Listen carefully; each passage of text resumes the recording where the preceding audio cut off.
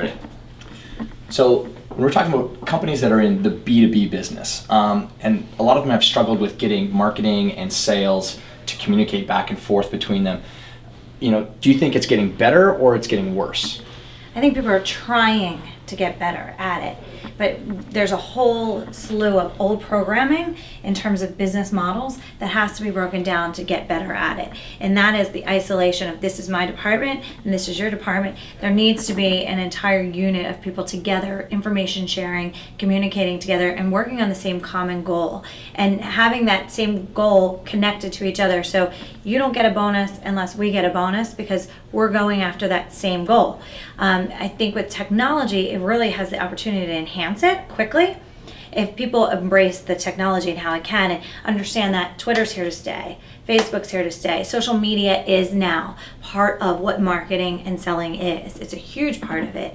Understanding that there has to be in my belief, there's at least 10 layers that have to be hit upon every time to try and have a unified sales strategy of a brand to make sure that you're touching people on all different platforms and communicating with people in different ways. And maybe they don't hear it when you're speaking at a lecture or a seminar or workshop of some sort.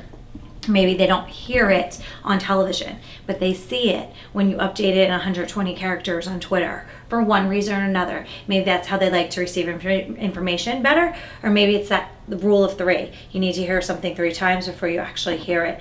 But to come at a strategy where you're collectively coming at from all different angles and all different platforms, that's true selling. Yeah, so there's not as much about there should be a division between sales and marketing. That's that idea that there is a difference between the two, when really, especially in today's day and age, it has to be just one big cohesive group working together. It's all one. PR, it's all one. It's it's even like with my teams and standing in the showroom, I say to the head of PR here, every time you're trying to pitch something, let me know what it is, because I might be doing something with that company already, or I might be able to go onto TV and do some sort of strategy that helps work that press angle that we're working. Or if we already get the press, give it to me and make sure I have it so I can take it to a retailer that I'm working with and say, here's the newest article, put it in the front of your store so it drives traffic into your store and you sell more of my products. It all goes together. Every time I get press, I say, okay, what am I going to do with this press? Mm-hmm. How am I going to leverage this? Because just getting the press isn't enough. It doesn't convert into numbers.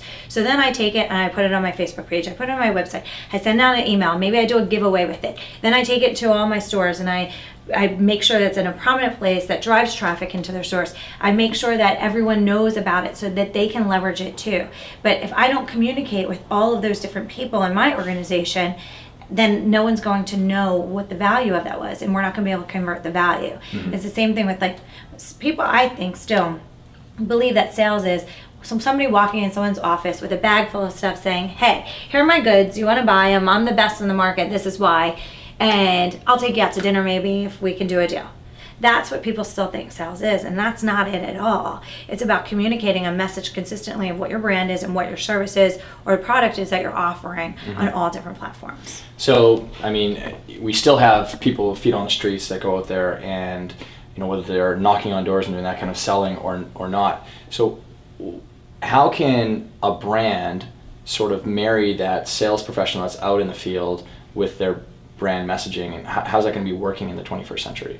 Well, I think one of the biggest things is creating that demand for your product or service, and not just with the person that you're going to see. For example, if I want to get into a retailer and it's really hard to get that retailer's attention, I make so much noise around my brand that I could walk in with my press book and say, hey, X, Y, and Z retailer that I've been dying to get into, here's the press that I've gotten in the last 6 months. There's a demand, there's buzz. And if you're not gonna capitalize on it, somebody else is gonna capitalize on it. So it's about leveraging what you're doing, creating demand, creating buzz is the biggest thing people could do for their brand to get the awareness and the attention of who they're trying to get to be their consumer or their partner. Yeah, and then putting in some classic persuasion of scarcity. Exactly. Just like we're talking about just right there. Right, absolutely. If you're not going to do it, somebody else is. And here's what I'm gonna do in the next 6 months. Yeah. And if you wanna be a part of it, I'll make you a part of it. But if not, somebody else is going to get it. Yeah.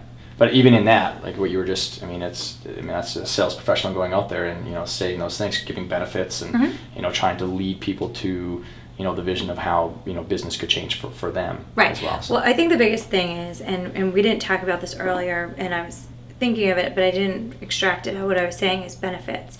With the problem solution formula, you constantly have to say benefits to people, because the benefit is what they're really buying, which is the solution. But the benefit, so it's not just like, oh, this bag has a compartment on the inside. What does the compartment do? That's the benefit. So that you never have to dig for your things again. So that you never lose a credit card again that you have to cancel to find it moments later. So that you can find that lip liner that you don't want to get rid of because it was discontinued and it's this big now.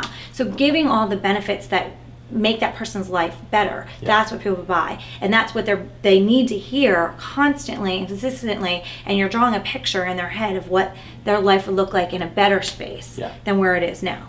Yeah.